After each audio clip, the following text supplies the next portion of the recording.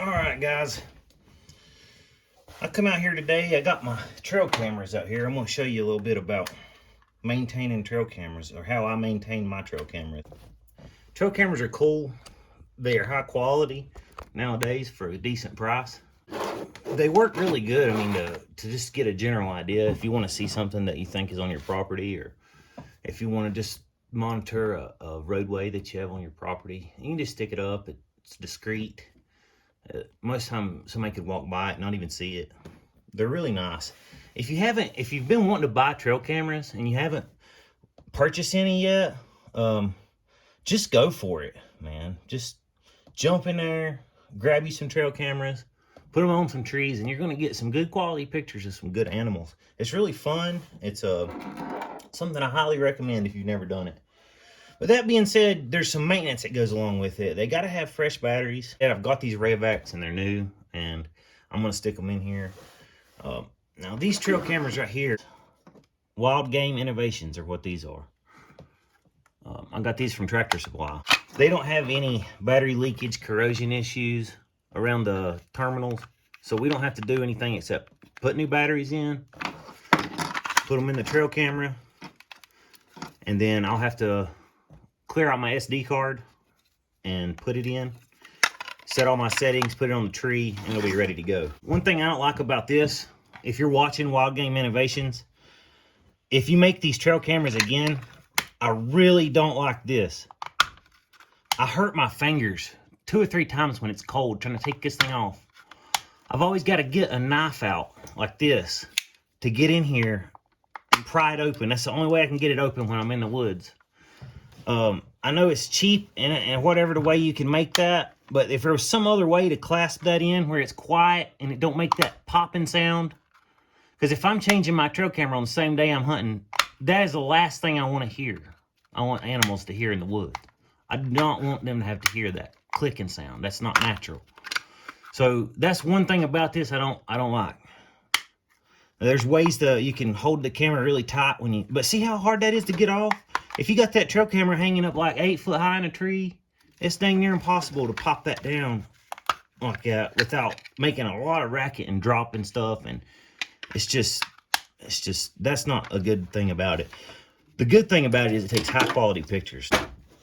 So there's 3 Wildgame Innovations trail cams. Now I'm going to work on these Tasco trail cams.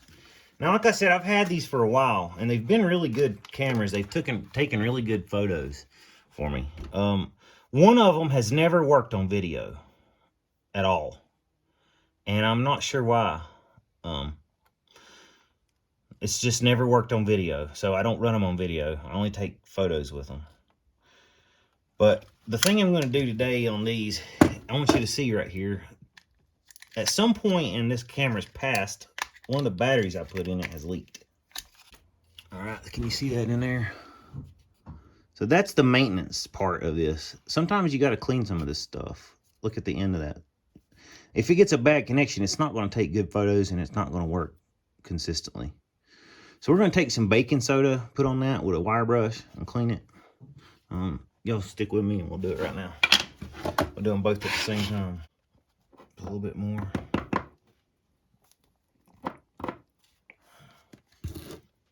Make a mess. So what I'm going to do, that's pretty pasty, watery, kind of milky with a lot of baking soda in it. So I'm going to take my wire brush and dip it in there and get some on it, and then just clean these terminals really good with it. Can y'all see that? I'm just cleaning, I just dipped this in some baking soda water, and I'm just cleaning it. I'm trying to neutralize and wash away all that battery acid that's in there, so it doesn't continue to corrode. The corrosion that's already there is fine, as long as it don't corrode worse. If it keeps corroding, and this is probably will work on anything too. Anything that uses batteries and has some corrosion in it. I've never done this, but it just makes sense to me that that baking soda is gonna, it's a base. It's gonna eliminate that acid, and then the water that's in here is helping to wash it away. And then I'll rinse this out really good with water and blow it out with an air hose. All right, fill my blow nozzle. I'm gonna air these out. All right, I couldn't find my WD-40, but this stuff right here is supposed to displace water too. PB Blaster silicone. I'm just gonna spray it in here. Spray it all over this. I think it'll help it keep from getting corroded. I'm gonna let it sit there and I'm gonna wipe it off with a rag. You can see it looks good. It's got too much in it. I'm gonna blow the extra silicone stuff out of it with air hose real quick. All right, so now it's just got a thin layer of silicone lube all over it. That should keep it from rusting again. Keep the batteries from corroding the metal is quite as bad, I think. I'm gonna go ahead and load up these battery packs. Now, I live in a place where cell phone service is limited, so a cell camera for me is not feasible. This video is about trail cam maintenance, and just anytime you need to maintain your trail cameras. I mean, that's what this video is about.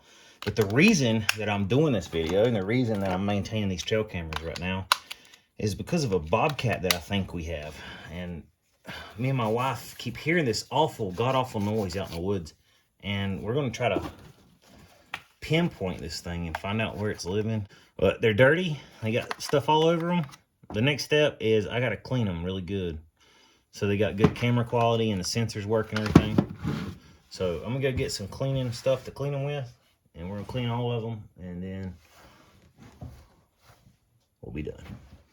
First thing I'm going to do is take a brush and just knock off all the loose stuff. A little plastic brush. Just get in here and knock all the loose junk off of it.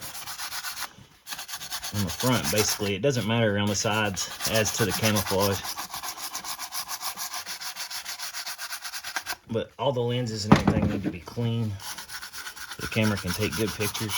But I'm going to start off by doing this, knocking everything loose. Then I'm going to take my air hose. I really like my air blow. Blow the dust and everything off of them.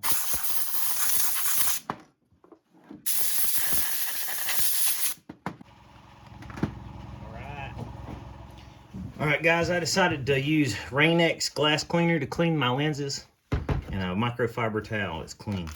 Just spray the glass cleaner, Rain-X, on the towel, and just go in here and clean these really well with this towel. Now I'm going to take the dry side and go back over everything again. Dry them all off.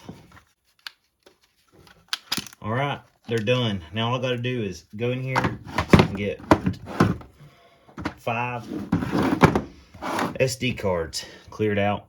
Put the SD cards in, set all the cameras up, and I'm ready to go.